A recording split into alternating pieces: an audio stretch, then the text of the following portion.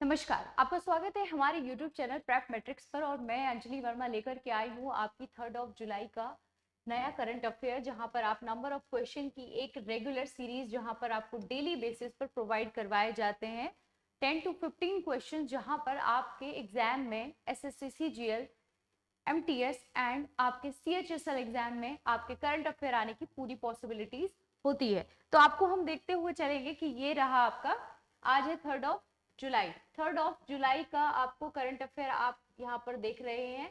ठीक है, सो आपको बेसिकली करना क्या है कि आपको करंट अफेयर देखने से पहले सबसे पहले आपको अपने फ्रेंड्स के साथ में, अपने रिलेटिव्स के साथ में और अपने स्टेटस पे इसको जरूर लगाना है। कम से कम 3 घंटे के लिए आपको अपने स्टेटस पे इसको पुट ऑन करना है।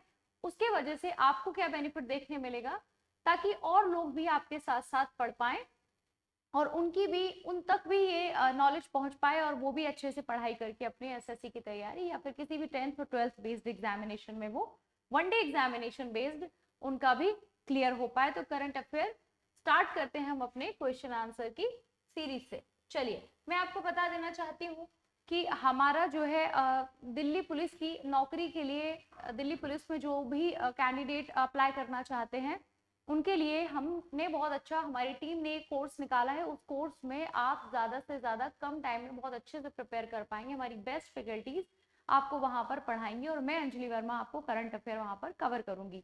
जी हाँ, हमारी नंबर ऑफ फैकल्टीज आपके लिए आपके कोर्स को टाइम पर कंप्लीट कराएंगे, तो आप जरूर जुड़े रहें और अपने कोर्स को लेकर, कोर्स के रिगार्डिंग जितनी भी इंफॉर्मेशन है आप कॉल करके हमारे डिटेल्स जो नंबर रहता है गिवन, उस पर कॉल करके पूछ सकते हैं कि किस तरीके से कब से स्टार्ट हो रहा है। हालांकि हमने डेट अनाउंस कर दी है, डेट है आपकी 7 जुलाई। 7 जुलाई से हमारा दिल्ली पुलिस का न्यू बैच स्टार्ट होने के लिए जा रहा है।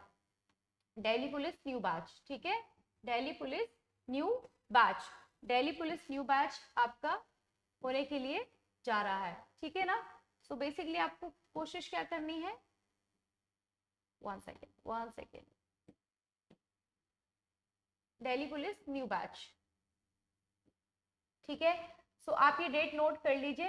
ठीक है, तो आप लोगों को ये 7 जुलाई से नया बैच स्टार्ट होने जा रहा है प्रेप मैट्रिक्स को इंस्टीट्यूट, जो कि हमारी दिल्ली में है। तो आप लोग हमारे गिवन नंबर्स जो है उन पे कांटेक्ट करके हमारे कोर्स को ज्वाइन कर सकते हैं। ऑनलाइन, ऑफलाइन और हाइब्रिड तीनों ही मोड आपके लिए अवेलेबल होंगे। जी हाँ, बिल्कुल, क्योंकि आपको वहां पर सारी क्लासेस, सारे सब्जेक्ट्स आपको 1-to-1 mentorship, guidance, online offline recorded lecture classes सब कुछ अवेलेबल होगा। एंड स्पेशल क्या रहेगा कि डेली प्रैक्टिस टेस्ट होंगे आपके, डेली प्रैक्टिस टेस्ट। ठीक है, डेली प्रैक्टिस टेस्ट होंगे आपके, हमारी ऑफलाइन और ऑनलाइन हाइब्रिड क्लासेस में डेली प्रैक्टिस टेस्ट होंगे।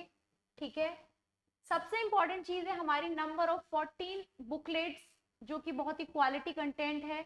हमारी फैकल्टीज ने मिलकर के उसको सब्जेक्ट अकॉर्डिंग तैयार किया है। तो ये बुकलेट्स आपकी 14 बुकलेट्स अवेलेबल रहेंगी। ठीक है, सो ये चीजें आपको देखने के लिए हमारे बैच में मिलेगी। ओके, तो ये इंफॉर्मेशन थी आपकी दिल्ली पुलिस का जो बैच आ रहा है उसके बारे में। अब हम बढ़ते हैं हमारी रेगुलर सीरीज की तरफ, जो कि हमारे नंबर ऑफ क्वेश्चंस हम डेली आपके साथ में शेयर करते हैं।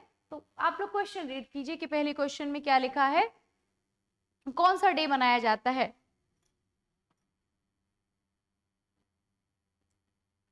देखिए लिखा है कि on which of the following days, बहुत सारे डेज दिए हुए हैं यहाँ पर। ठीक है, days is national doctors day observe. National doctors day मैंने अभी 2-3 दिन पहले ही आप लोगों से शेयर किया था कि डॉक्टर्स डे कब मनाया जाता है। डॉक्टर्स डे, अभी मैं जब 1 जुलाई को आप लोगों को बोल रही थी कि आप लोग भी अपने अपने रेजोल्यूशन लीजिए कि आप लोगों को इस पूरे मंथ में क्या क्या कवर अप करना है। तो मैंने 1 जुलाई के लिए आप लोगों को बोला था कि डॉक्टर्स डे और आपको नेशनल डॉक्टर्स डे ये आपका होता है। ठीक है, नेशनल नेशनल डॉक्टर्स डे आपका ये सेलिब्रेट किया जाता है। नेशनल डॉक्टर्स डे, जहां पर हम इसे सेलिब्रेट करते हैं 1 जुलाई में। डॉक्टर विधान चंद्रा रॉय, डॉक्टर विधान चंद्रा रॉय डॉक्टर विधान चंद्र रॉय जो है, इनकी डेथ और बर्थ एनिवर्सरी दोनों को ही हम कमेमोरेट करते हैं, यानी कि सेलिब्रेट करते हैं। On which date? 1 जुलाई को हम डॉक्टर विधान चंद्रा जी की डेथ और बर्थ एनिवर्सरी को यहाँ पर सेलिब्रेट करते हैं। विधान चंद्रा, विधान चंद्रा आप BIDN करके भी लिख सकते हो और ऐसे भी लिख सकते हो, ठीक है ना। ये बहुत ही रिनाउंड फिजिशियन थे, ठीक है, ये बहुत ही रिनाउंड फिजिशियन थे। ऐसे कर लीजिए, 1 सेकेंड,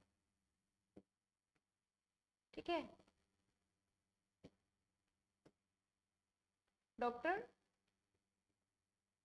विधान चंद्रा, ये बहुत ही रिनाउंड फिजिशियन थे, रिनाउंड फिजिशियन थे, फिजिशियन, ठीक है।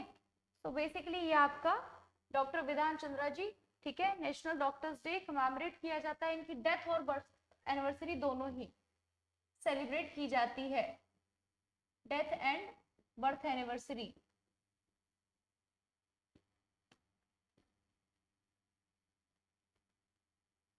किया जाता है, इस डे को ऑब्जर्व किया गया एंड तब से हम इसको सेलिब्रेट करते हैं, नेशनल डॉक्टर्स डे के रूप में इसको मनाया जाता है, ठीक है ना। तो बेसिकली अब हम बढ़ते हैं नेक्स्ट क्वेश्चन की तरफ। नेक्स्ट क्वेश्चन आपका क्या होगा? Question number 2। क्वेश्चन नंबर 2 है कि निम्न में से कौन US open BWF world tour, US open BWF world tour खिताब जीतने वाले पहले भारतीय बन गए हैं? ओके, तो हम यहाँ पर देखेंगे कि who among the following has become the first Indian to win the US Open BWF World Tour title? Tanvi Sharma, Prashant Maheshwari, Kshitij Tyagi या फिर आयुष शेट्टी।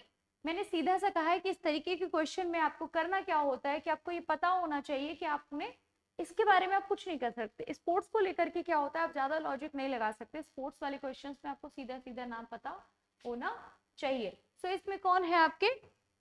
आयुष शेट्टी, जिनकी उम्र है 20 साल, 2005 के इनका बर्थ है और ये कराकला कर्नाटका से बिलोंग करते हैं। कराकला कर्नाटका से, कराकला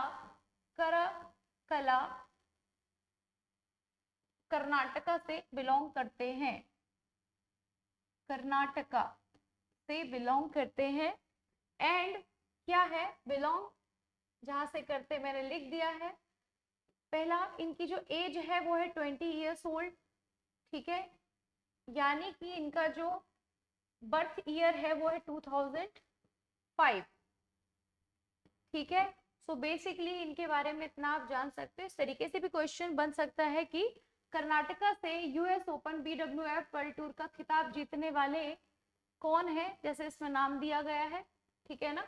तो इस तरीके से भी पूछ लिया जाएगा, इस तरीके से पूछा जा रहा है, नाम से पूछा जा रहा है, हो सकता है प्लेस के अकॉर्डिंग भी पूछ लिया जाए। तो क्वेश्चन किसी भी तरीके से अगर आपसे पूछा जाता है तो आपको ये पता होना चाहिए, आयुष शेट्टी, ठीक है। अब हम बढ़ते हैं नेक्स्ट क्वेश्चन की तरफ। ये क्वेश्चन आंसर की सीरीज आपकी कंसिस्टेंसी को मेंटेन करती है, साथ ही साथ आपको बहुत सारा कंटेंट इन क्वेश्चंस में आपको देखने के लिए मिलता है। ओके, तो अभी हम आएंगे आपके नए क्वेश्चन की तरफ। देखिए, रीड करिए नया क्वेश्चन क्या लिखा हुआ है। क्वेश्चन है, where was the first edition of rugby premier league 2025 held which was won by Chennai Bulls? Rugby premium league 2025 का पहला संस्करण, it mean that it is a first edition. First edition, पहली बार कोई भी चीज एडिशन हो, अनाउंसमेंट हो या फिर इनॉग्रेशन हो, मीटिंग हो, किसी भी तरीके का, इस तरीके का जो भी होता है ये जरूर आपसे पूछा जाता है। तो मैं आपको बता दूं कि first edition of rugby premier league 2025 held which was won by Chennai Bulls, ठीक है। सो जिसे चेन्नई बुल्स ने जीता है। ओके, तो दिल्ली, मुंबई, हैदराबाद और बेंगलुरु, बताइए क्या है? दिल्ली, हैदराबाद, मुंबई और बेंगलुरु। सो इट इज अ, क्या होगा ये? देखिए क्वेश्चन में,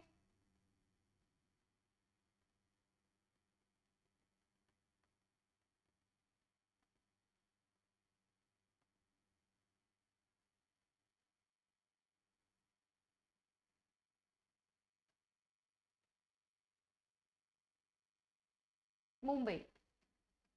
ठीक है, क्या होगा इसका? मुंबई। बेसिकली ये क्या है, ये क्या है, रग्बी जो है बेसिकली इसमें ये गेम होती है, इलिप्टिकल शेप की एक बॉल होती है, इसमें 15 प्लेयर्स होते हैं आपके। ठीक है, इसमें 15 प्लेयर्स होते हैं और ये अभी आपका 1998 में फाउंडेट किया गया है, एक फेडरेशन है ये। ठीक है, वर्ल्ड लेवल पर इसको 1999 में किया गया है। It is a federation, federation, it is a federation. और इंडिया में इसे बेसिकली कब किया गया है?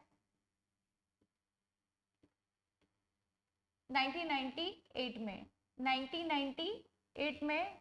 एंड वर्ल्ड लेवल पर इसको कब किया गया है? 1999 में। ये दो इंफॉर्मेशन हो गई। बेसिकली इसमें 15 प्लेयर्स होते हैं।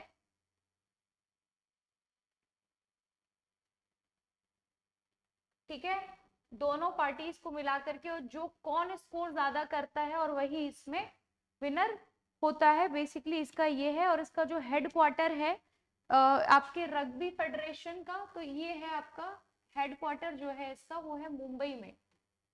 मुंबई इसका हेड क्वार्टर है, मुंबई इसका हेड क्वार्टर है।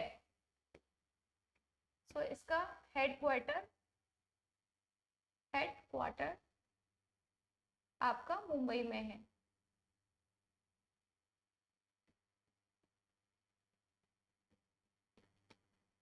ठीक है, सो इसका हेड क्वार्टर आपका मुंबई में है। ठीक है, सो इतना आपको पता होना चाहिए। इसमें 15 प्लेयर्स होते हैं, इतना इंपॉर्टेंट है। और जितना आप देखेंगे तो बेसिकली क्या किया जा रहा है, रग्बी को आपको प्रमोट किया जा रहा है इंडिया में। तो इस वजह से बेसिकली हम टू प्रमोट रग्बी, है ना। सो बेसिकली बस यही है इसमें, और कुछ भी नहीं है। ठीक है, इसको प्रमोट किया जा रहा है।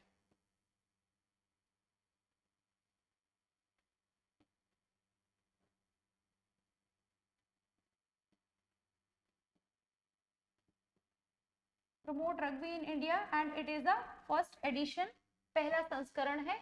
ठीक है, सो बेसिकली आपको इसमें इतना ही बस याद रखना है।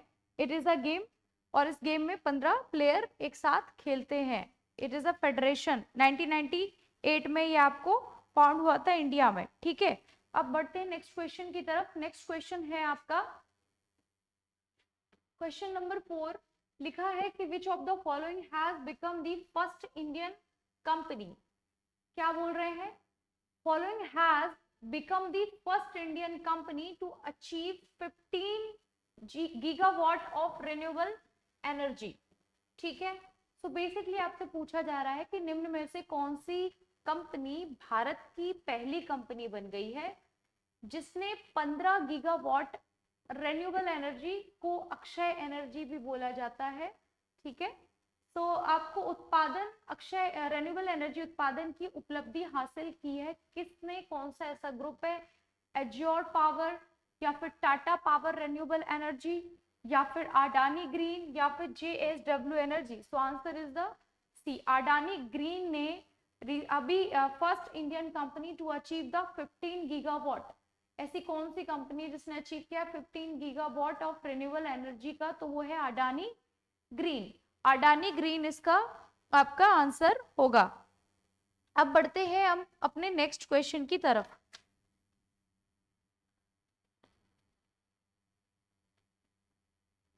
ओके, लिखा है क्वेश्चन में, हाल ही में भारत ने किस देश से भूमि और समुद्री बंदरगाहों, यानी कि लैंड और मरीन और सी, ठीक है, बंदरगाहों के माध्यम से जूट आयात पर प्रतिबंध लगाया है? Recently India has banned jute imports. India ने बैन किया है जूट के इंपोर्ट को। क्यों किया है? यहाँ पर एक क्वेश्चन क्रिएट होता है, jute imports from which country through land and sea ports. क्या होगा इसका आंसर बताइए, क्यों किया गया है इंडिया से बैन?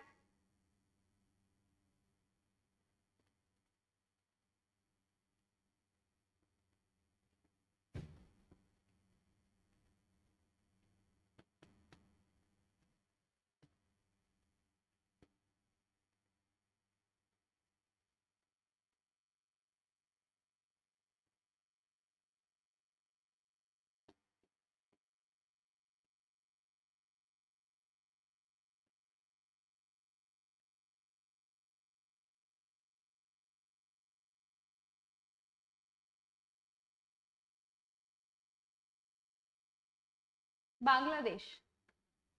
किस देश ने भूमि और समुद्री बंदरगाहों के माध्यम से जूट आयात पर क्या लगाया है, प्रतिबंध लगाया है, वो है बांग्लादेश। क्योंकि हम इसमें क्या कर रहे हैं, प्रोटेक्ट कर रहे हैं डोमेस्टिक जूट को, protect the domestic domestic jute industry. ठीक है, सो ये बेसिकली आपका यहाँ पे कनेक्ट हो जाएगा ये क्वेश्चन। ओके,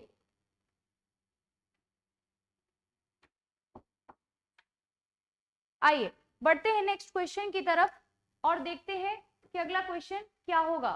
ठीक है, next question is question number 6।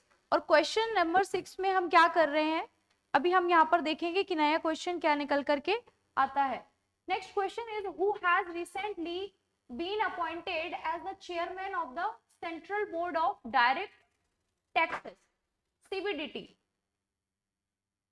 ठीक है, तो इसमें क्या आंसर होगा बताइए, central board of direct taxes, central board of direct taxes, इसमें क्या होगा बताइए। Central board of direct taxes, it mean that responsible for direct tax policy and administration, responsible for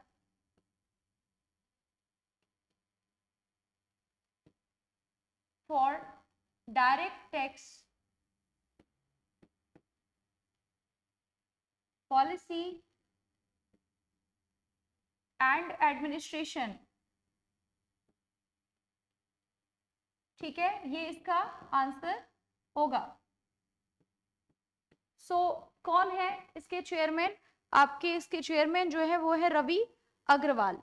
ठीक है, रवि अग्रवाल इसके चेयरमैन है, किसके, केंद्रीय प्रत्यक्ष कर बोर्ड सीबीडीटी का नियुक्त किया गया, अपॉइंट किया जाता है। ठीक है, okay, question number 7। Question number 7 में क्या है, देखिए, विश्व निवेश रिपोर्ट यानी कि according to the world investment report, कौन सी report, world investment report 2020-25, what is India's rank, उसमें इंडिया की क्या रैंक है as an FDI recipient in 2020-24। विश्व निवेश रिपोर्ट 2025 के अनुसार 2024 में भारत एफडीआई का कौन सा सबसे बड़ा प्राप्तकर्ता बना है। ठीक है, 16वां, 17वां, 18वां या 19वां, बताइए क्या इसका आंसर होगा। पहले क्वेश्चन को ठीक से पढ़ लीजिए, अगर ये आपने क्वेश्चन नहीं पहले देखा या पढ़ा तो आपसे ये नहीं बनेगा। तो ये थोड़ा सा डेटा बेस्ड है, तो आपको ये याद रखना पड़ेगा, 16वां यानी कि 16। ठीक है, अब हम बढ़ते हैं नेक्स्ट क्वेश्चन की तरफ, क्वेश्चन नंबर 8। क्वेश्चन नंबर 8 क्या कह रहा है आपसे, देखिए, क्वेश्चन नंबर 8 कह रहा है कि केंद्रीय गृह मंत्री अमित शाह ने हाल ही में हल्दी बोर्ड का मुख्यालय ओके किस स्थान पर उद्घाटित किया है, at which place did union home minister Amit Shah recently inaugurate the turmeric board headquarter, Surat, Bhopal, Patna या निजामाबाद, सूरत, भोपाल, पटना या निजामाबाद।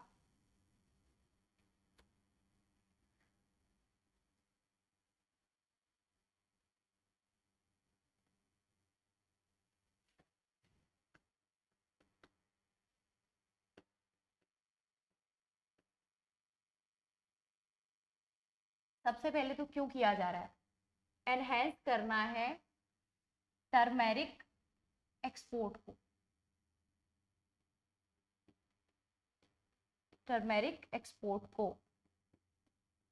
तो basically and improve product quality, इसका एम क्या है ये देख लो। एंड सेकेंड इज क्या किया जा रहा है, improve product quality, improve product quality, improve product quality, basically ये इसका है।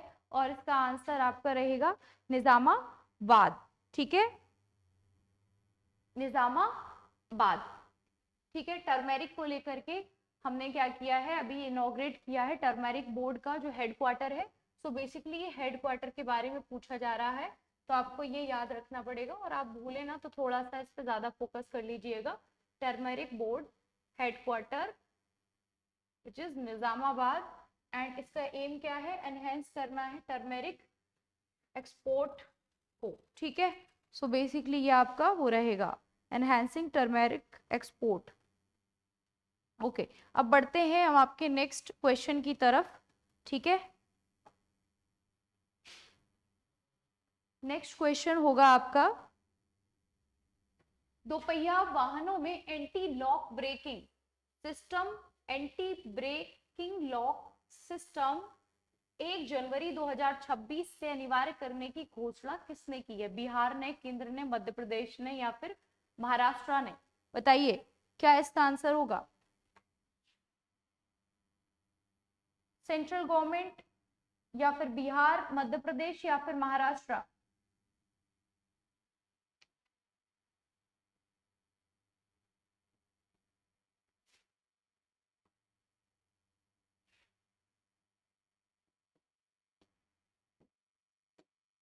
मोटिव क्या है इसका? Improve road safety, improve road safety, basically ये इसका मोटिव है। और बाय द सेंट्रल गवर्नमेंट ये किया गया है, announce the anti lock braking system, anti lock braking system यानी कि एबीएस मैंडेटरी कर दिया है 1 जनवरी से फॉर टू व्हीलर के लिए, एंड फ्रॉम जनवरी 1 2026 से।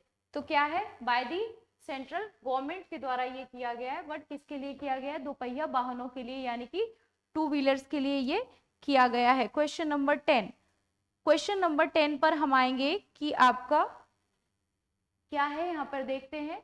Who chaired the 196th meeting of the employees, ठीक है, स्टेट इंश्योरेंस कॉर्पोरेशन।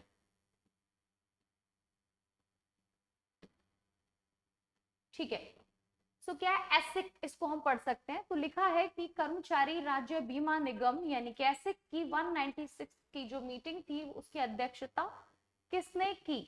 ठीक है, कर्मचारी राज्य बीमा निगम, याद रखो, employees state insurance, employees state insurance, state insurance corporation यानी कि एसिक्स, मनसुख मांडविय ने की। कौन है ये मनसुख मांडविय? मनसुख मांडविय कौन है, इनको बताइए। He is an union minister, ठीक है। सो ये आपके कौन है? यूनियन मिनिस्टर है, labour minister, union labour minister, Mansukh Mandaviya union labour minister.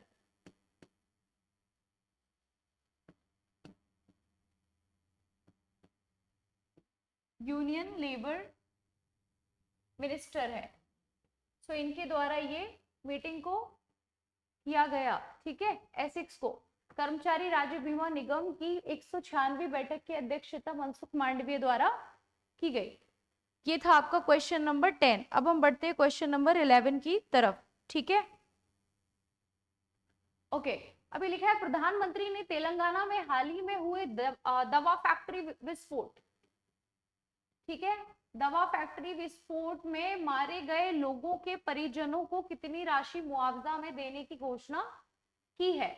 How much compensation has the prime minister announced for the families of those killed in the recent drug factory explosion in the Telangana? So what is the particular amount? It is a 2 lakh rupees for per family, 2 lakh, और जो आपका अहमदाबाद में Boeing 171 का जो हुआ था उसमें भी फैमिलीज ने बोइंग कंपनी ने 2 करोड़ तक के देने की बात रखी थी। ठीक है, सो बेसिकली ये था आपका क्वेश्चन नंबर 11। अब हम बढ़ते हैं क्वेश्चन नंबर 12 की तरफ। Question number 12 is a which edition, edition की बात की जा रही है of the conference on financing for development, financing for development will be held in Spain. बताइए दूसरा, चौथा, छठा या आठवां कौन सा है? क्वेश्चन नंबर 12, आठवां। विकास के लिए वित्त पोषण पर सम्मेलन का कौन सा संस्करण स्पेन में आयोजित किया गया है? ठीक है, financing for development, conference on financing for development, it is a 8th edition. ठीक है, which edition? 8th addition. Okay, बढ़ते हैं हम क्वेश्चन नंबर 13 की तरफ। बहुत सिंपल सी बात है, कितने सारे क्वेश्चंस के साथ अगर आप यहाँ पर पढ़ेंगे तो आपको एक नया आइडिया भी मिलता रहेगा।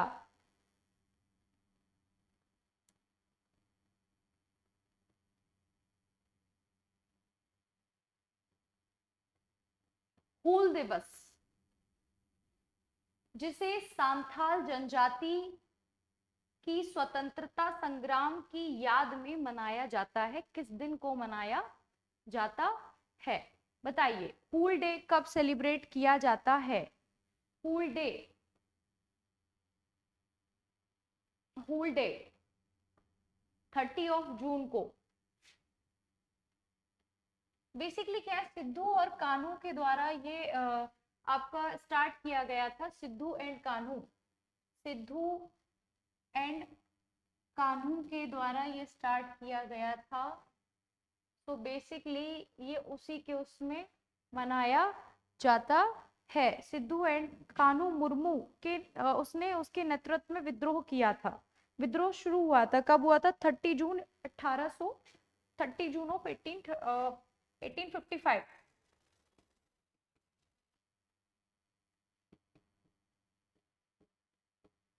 सिद्धू और कान्हू, कान्हू ने, कान्हू मुर्मू, इनका पूरा नाम है कान्हू मुर्मू। द्रौपदी मुर्मू के बारे में भी सुना होगा, इसीलिए जनजाति। तो कौन है अपनी द्रौपदी मुर्मू जी भी? ठीक है, सो कुछ वैसे ही रिलेट करिए इसको और थोड़ा सा याद रखिए। सिद्धू एंड कान्हू मुर्मू के मुर्मू ने उस विद्रोह को लीड किया था, ठीक है ना? सो इसी वजह से हम उसे याद करते हैं, हूल डे के रूप में मनाते हैं, हूल दिवस। फ्रीडम स्ट्रगल, सांथाल ट्राइब के लिए, इन्होंने सांथाल ट्राइब के लिए पर्टिकुलर इसको इसने लीड किया था। और आज की ये 30 जून 1855 के डेट पे ये हुआ था। अब हम बढ़ते हैं नेक्स्ट क्वेश्चन की तरफ। ओके, क्वेश्चन है दुनिया का पहला सिलिकॉन कंप्यूटर। इस पे मैं एक बड़ा और डेप्थ में एक वीडियो लेकर के आऊंगी कि दुनिया का पहला सिलिकॉन कंप्यूटर किस देश में विकसित किया गया है, which country has the world's first silicon computer. First silicon computer, America वैसे भी बहुत ही क्या बोलते हैं ग्रेट, मतलब बहुत ज्यादा रूलिंग कंट्री मानी जाती है और बहुत अच्छी कंट्री। डेफिनेटली जब भी कुछ नया होता है तो डेफिनेटली अमेरिका में ही सबसे पहले होता है। तो first silicon computer been developed in which country? America. So ये सिलिकॉन कंप्यूटर को लेकर के मैं इन डिटेल एक वीडियो लाने वाली हूँ, ठीक है? इन डिटेल वीडियो में आप लोग जा करके देखिएगा। ओके, अब हम बढ़ते हैं नेक्स्ट क्वेश्चन की तरफ। क्वेश्चन नंबर 15, भारत में डॉक्टरों की सेवा को सम्मान देने के लिए कौन सा दिवस मनाया जाता है? 1 जुलाई। मुझे लग रहा है इससे क्वेश्चन डेफिनेटली बन ही जाएगा। इतनी बार देख चुके हैं हम डॉक्टर्स को लेकर के, और विधान चंद्रा रॉय के उसमें मनाया जाता है, डॉक्टर विधान चंद्रा रॉय, विधान चंद्रा रॉय। ठीक है, सो बेसिकली उनकी डेथ और बर्थ एनिवर्सरी को कमेमोरेट किया जाता है। And he was physician, physician. Okay, so राष्ट्रीय चिकित्सक दिवस, और यहाँ पर उनके हार्ड वर्क एंड डेडिकेशन को ऑनर किया जाता है, डेडिकेशन।